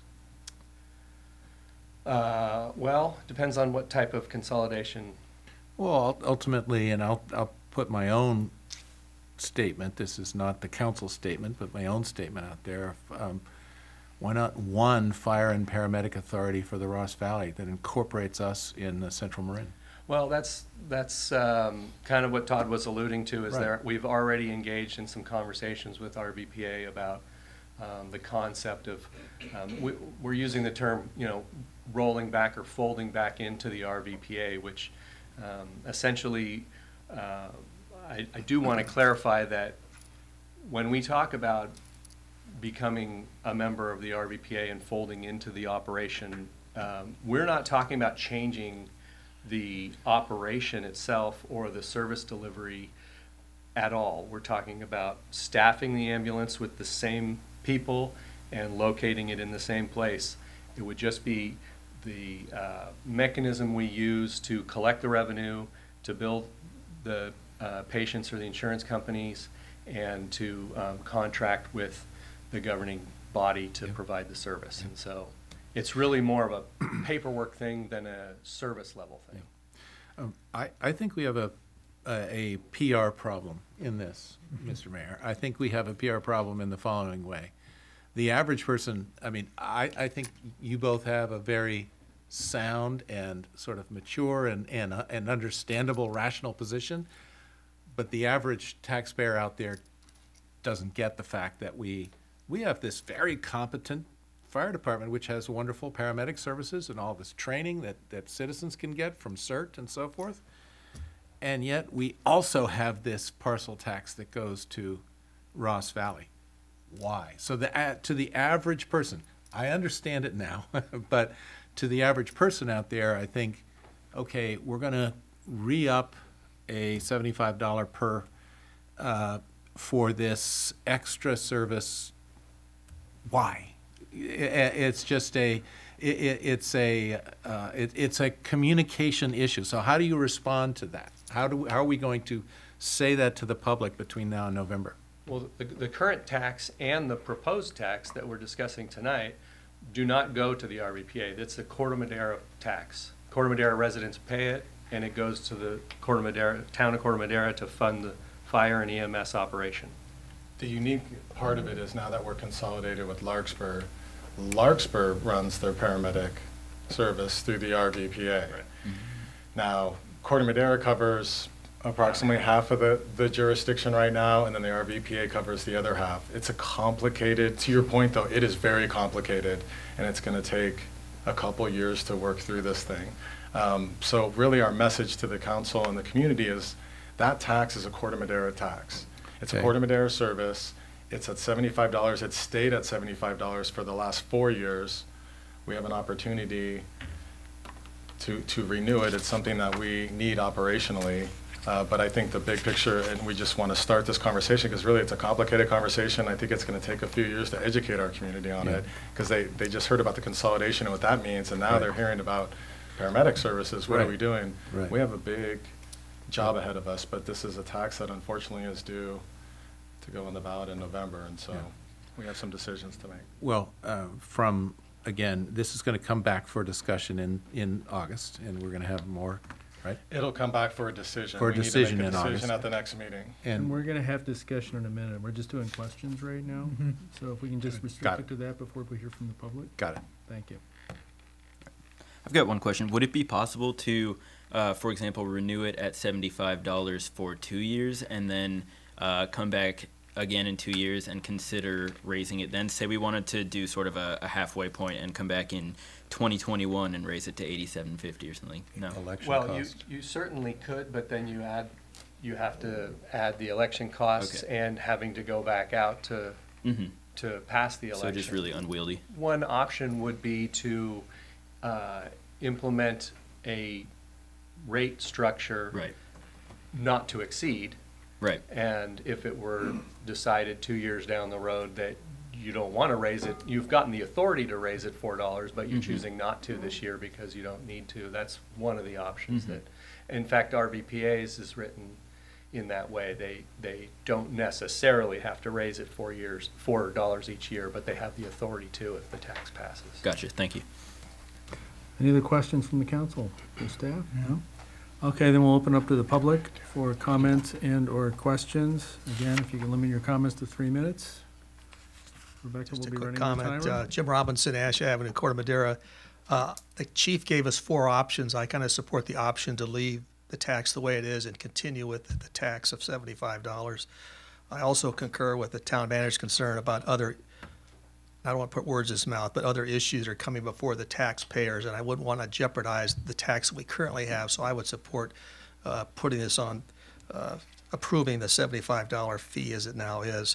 I think the same issues that existed in 1998 when we created a paramedic program exist today. And the chief also relieved one fear I had, and that is the comment that we've continued to provide this paramedic service from the same location, the same level of service. I would hope that when we get a call out for Mr. and Mrs. Robinson on Ash Avenue, that it'll be coming from the nearest fire station here. That's a primary concern I have. I will leave to the chief and the town manager to come up with the best going forward. But I do look at the numbers, and I didn't see really any compelling information in the report about why these increases are going up, although I know the chief is intimately aware of them. But we're going to 22% increase over a 4-year period. That's about, they've rated inflation 2 or 3% each year. So there might be some concern there, but I would hate to do anything to jeopardize the $75. And if there is a need for additional funds, I would hope the town would look at the sales tax measure that we had just approved to help supplement that if needed until everything else is clear. Thank you. Thank you. Anyone else? Okay, hearing none, then we'll close public comment and we'll bring it back to the council to provide direction to staff. My feeling is that we should hold this level, that we should suggest that it go up for renewal, but level, flat, and that we also really lean in and say, hey, let's look at the pros and cons of a further consolidation. It's served us well between the Twin Cities, and let's see if we can make it work even better with more of Ross Valley. Okay. Eli? I will say that Chief Shirt's mentioning that what if we were to sort of track the RVPA's tax, that gives us the authority to increase the tax, but it does not compel us to increase the tax. To me, I might be inclined to give ourselves that flexibility so that should something go crazy with the cost of providing the service and suddenly we're really short on funds, we could raise it. Perhaps we vote now to, or not now, but perhaps what we decide to do ultimately is give ourselves the authority to raise it with the understanding that we don't plan on raising it above $75 unless there's some sort of extenuating circumstance. I would like to hear your guys' thoughts on that. Yeah. Jim? Well, my bias would be leaving it at 75, but I also would like to see the case for why it needs to go up $4 or $4.50. And if there is a strong case, I can easily be persuaded in favor of it. But it's just because Ross Valley's doing something doesn't mean we have to copy him. Okay. So. Yeah, and I think I'm okay with that too. I like the idea of trying to leave it where it is, but we should have some options here. I would like to understand what our options are if we don't raise it, how that affects what happens potentially with RVPA, because we may want to fold some of this into RVPA. I mean, I think increased consolidation of services down the road is still the future for just about everything we do, and I want to make sure that that's an option on the table. If it means slightly increasing the tax and asking the taxpayers about that over the next 4 years, I think I would be in support of that. So let's make sure we're examining that carefully and we understand that. That would be my direction. Anybody else for anything? We can certainly look at that, and I cannot answer definitively whether or not if our tax does not mirror exactly the RVPA's, whether or not that precludes us from folding back into the RVPA before the next opportunity or the next election. But I'm guessing that it probably does not preclude us from doing it. It would just, I think we run the potential of having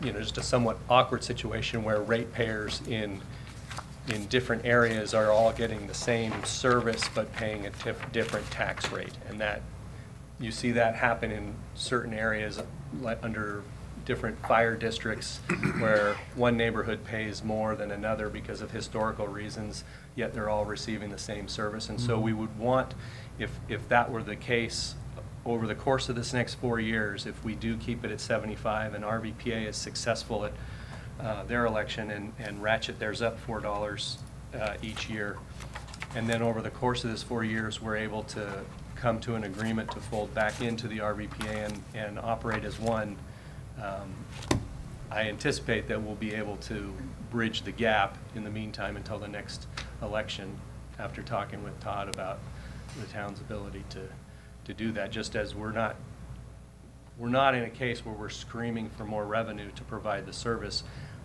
mostly due to the fact that the savings and reductions and redundancies that we've appreciated from the consolidation have helped us. But the costs over the last 4 years during the flat 75 and the next 4 years, if we continue to keep it flat at 75, that's an 8-year period of healthcare and EMS costs that will go up significantly over the course of 8 years. So it's just the reality. Right. So. And this will be a 2/3 vote, so. But I would like to see the documentation supporting those increased costs, so that if we go to the voters, we sit there and say, you know, we want to do this not because Ross Valley did it, but because here's our cost stream. We've been able to offset that by various efficiencies over the last few years, but. Okay. If, for me to be moved off the 75, I would need to see the same proof that Jim is asking for, if you will. The only other thing, Mr. Mayor, is that in November, one of our other sources of revenue is SB1 for repair of roads and bridges, and there's obviously a challenge that's come forward, and I think it's been approved to be on the ballot in November, and that could get some noise. I don't know whether it's going to be successful. I can't understand why it would be, but it might help us out if we don't also add something, if we're sort of defending so we can keep that bridges and roads repair money going from SB1. Okay, thank you. Anybody else? Is this sufficient direction for you guys? Thank you very much. Okay, great. Thank you. Jim? Can I ask you what marching orders you think you have, just to make certain everybody's on the same page? What I'm understanding is that the council is still open to the concept of providing an increased tax rate on the ballot if sufficient justification for the increasing costs can be provided. And otherwise, judging by the fact that it's a 2/3 vote and the times we're in, you'd be more comfortable keeping it the $75 rate. Okay. Is that accurate? That's good. Okay. Okay. Thank you. I think we're all on the same Thank you. page. Mr. Mayor and the council, may I suggest that perhaps we come back to the council at the August 7th meeting with 2 draft ordinances? One with a flat rate, no? I think we have clear direction. We'll be able to bring back what we need. You figured it out? Okay. Right. Thank you. Moving on to item 10, council and town manager reports. Town manager. Thank you, Mr. Mayor, members of the council. Just really quickly, I just want to, I've had the opportunity to work really closely with our public works maintenance team the last few weeks, day to day, and I just got to tell you that they are I can personally confirm they're the hardest working group in our town. Really amazing what they've been doing the last 3 weeks. Sorry about the engineering team, but they are. It's just really amazing the state of the town right now, and I'm excited about the 4th of July the town's going to get to see, and others our beautiful town, and really excited about the work they've done and about tomorrow's festivities. So just want to share that with you. All right. Thank you. Did you got the note about the trees that have grown into the visibility of the next light down here, right, at Eastman? Those have already been assessed and some of them have been trimmed. So, yeah, I got the note. Okay, cool. Town council reports? Any? Not from the new guys. Jim, any? I'll say one more. These are reports. Yeah. You get a report? Nope. Okay, thank you. Then let's move on to item 11, review of draft agenda for upcoming town council meeting. 11.1, has everyone had a chance to look at that? Any questions for staff about that agenda? Would anybody from the public like to comment on that proposed agenda? Hearing none, I'll bring it back to the council for a possible motion. and discussion? Looks fine, but we even need a motion. Do we need a motion to approve this? Oh, we don't need a motion, okay, so then, sorry, okay. So no further questions, then I believe we're done. We are adjourned. Well, Thank you very much. I have a question. Yeah. Who's going to be in the parade tomorrow?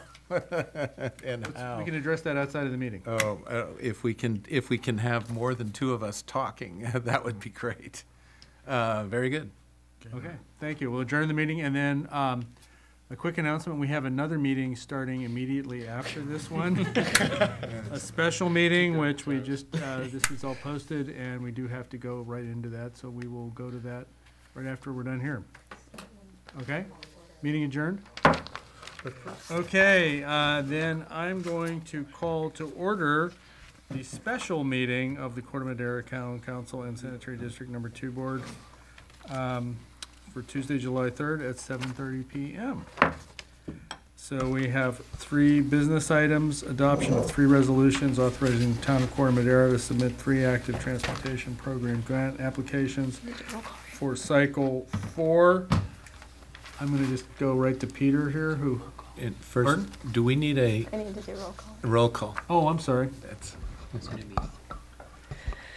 Councilmember Bailey, Councilmember Beckman, Still here. Councilmember Kuhnhart, still here. Vice Mayor Andrews, Still here. Mayor Ravazio. Here. Sorry about that. Okay, so now we go to Peter. Thank you, Mr. Mayor. It's my fault that we're here for an extra meeting, so I take full responsibility. Basically, what's before you today is 3 resolutions that are required by the state of California. The California Transportation Commission has application guidelines for the active transportation program. And they didn't used to do this, but they do now. So we used to have a resolution when you got the money. Now they want it just to ask for the money. And so, as you noted in the staff report, if you had a chance to read it, I know it was late notice, but one project is primarily for the town of Corte Madera. The Central Marin Gap Closure Project was previously awarded active transportation program dollars of about $415,000, and that was for environmental clearance and engineering work. This is for the construction portion. So we don't have another really good source of funding for that project other than the ATP program, and so we're going after that money.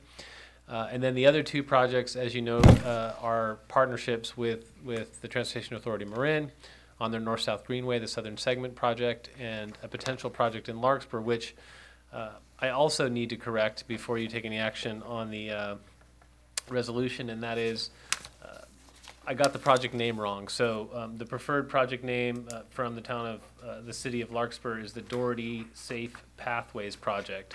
So any action you take on that resolution, I would ask that it be on that particular project, and I can change the name. Does that relate to both 34 and 35? Or No, it's just for the city of Larkspur resolution. Yeah, it's the final one, 35, I believe. Okay. That one is had the wrong project description in it, so apologies again. So with that, I'll take any questions the council may have. Any questions from the council for Mr. Brown? Yeah, just one question, if I may. That $400,000 in local match funding, I noticed that the Central Marin Gap closure is not in the capital improvement budget, so I just wanted to clarify, what fund does that come out of? The $415,000, it's the $400,000 match fund? Yeah. That's yet to be identified. That would be, if we're awarded the money, then we would come back and ask the council, what funds would you like to use? We don't know that yet. Your paycheck.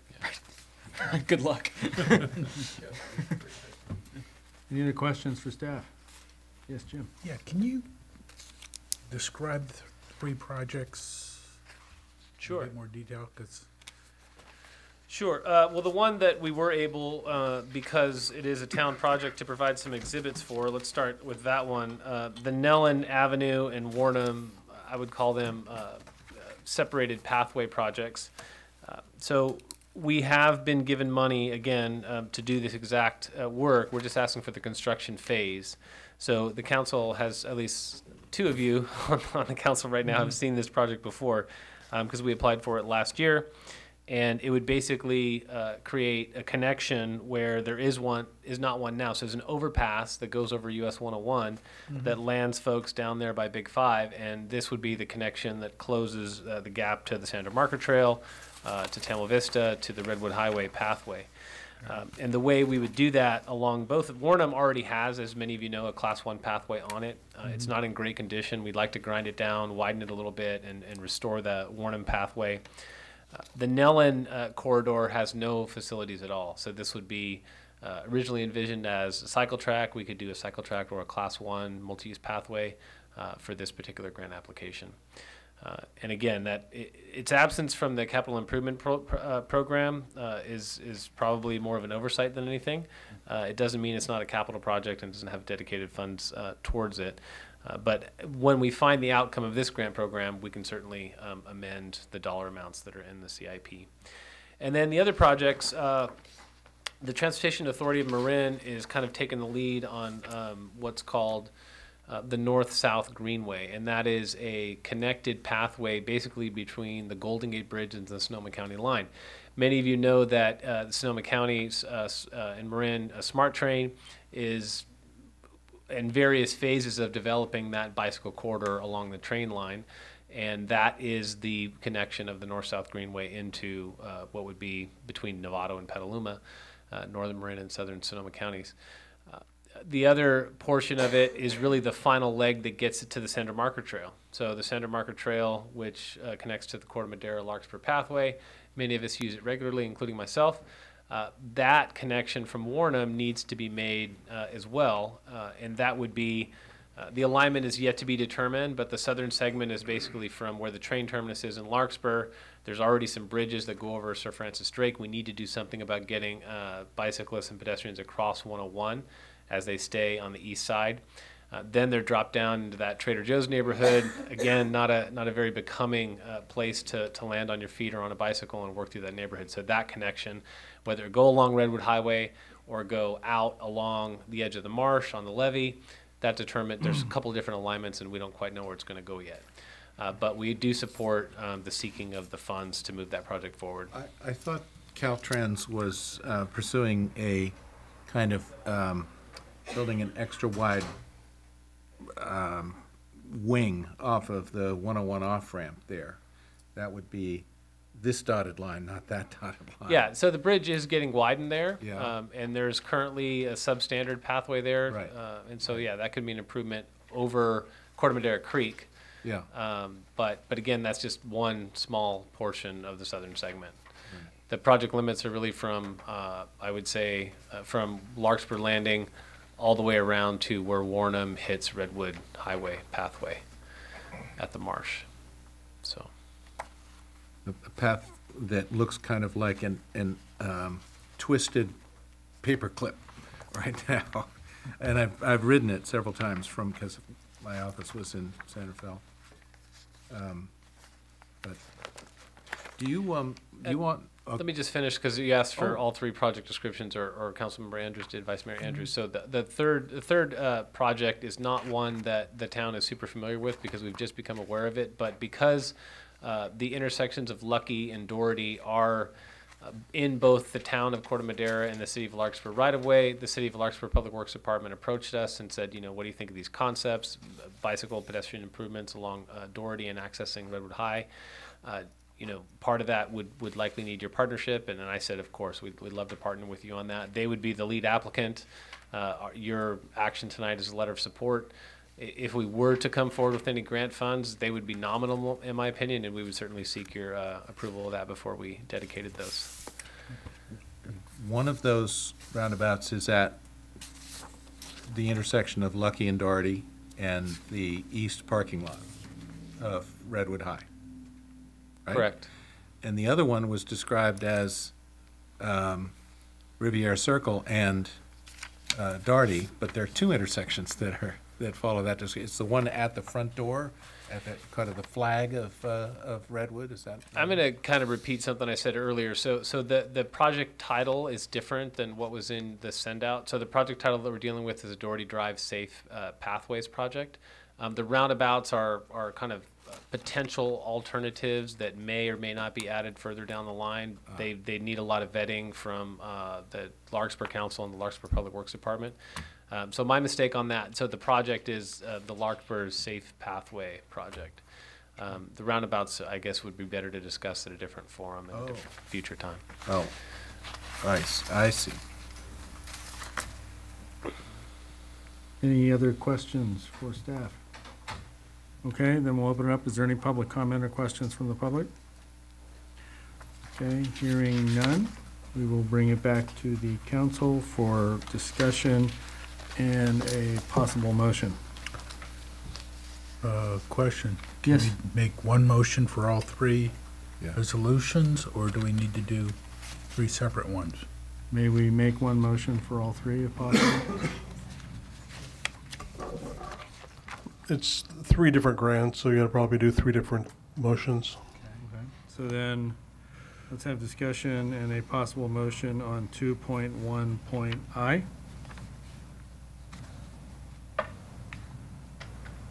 Anybody want to move? I'd like to move resolution number 33/2018. Okay, is there a second? An enthusiastic second.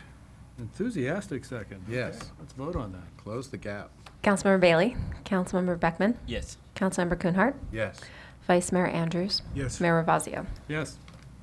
Okay, and discussion and a possible motion on resolution number 34-2018. Move we approve 34-2018 on the letter to the Transportation Authority of Marin. Is there a second? Yes. Councilmember Bailey, Councilmember Beckman, Yes. Councilmember Kuhnhart, Yes. Vice Mayor Andrews, Yes. Mayor Ravazio. Yes. And discussion and a possible motion on resolution number 35/2018. Move to approve resolution number 35-2018. Second. Councilmember Bailey, Councilmember Beckman, Yes. Councilmember Kuhnhart, Yes. Vice Mayor Andrews, Yes. Mayor Ravazio. Yes. Okay, thank you, and we are adjourned for the evening. Thank you very much. Thank you very much.